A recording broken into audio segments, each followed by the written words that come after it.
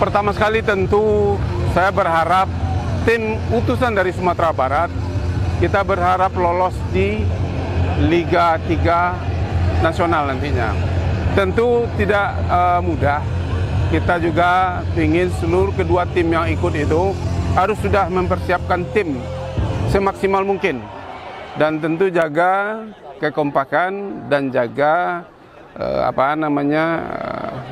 tim ini dengan baik supaya nanti bisa berkiprah di tingkat nasional. Dan harapan saya tentu bukan cuma di Sumatera Barat. Kita berharap tentu di tingkat nasional nantinya. Dan kita lolos 2 itu mewakili Sumatera Barat, mudah-mudahan dua-duanya bisa lolos di tingkat nasional nantinya di Liga 3. Ya, tadi kita sama-sama menonton dan juga sama melihat dan juga mencermati ini tim layak untuk tingkat nasional.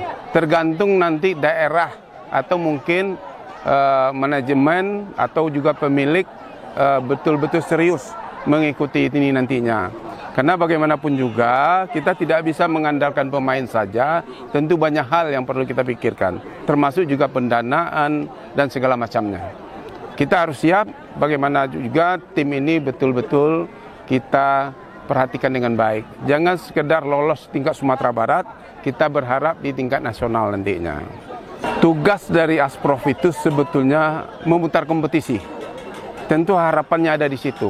Harapannya tentu muncul pemain-pemain berkualitas, tim-tim berkualitas, dan itu bisa membawa nama baik Sumatera Barat.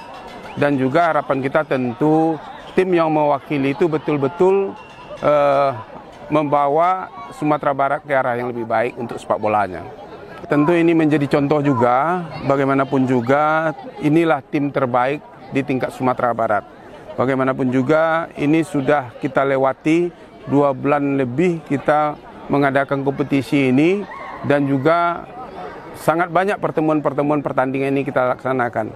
Walaupun cuma 6 tim yang ikut dan itu betul-betul sungguh-sungguh dia ikut untuk Liga 4 ini. Dan tentu harapan kita tim terbaik ini bisa membawa Sumatera Barat ke arah yang lebih baik nantinya untuk lolos di Liga 3 nantinya. Oke.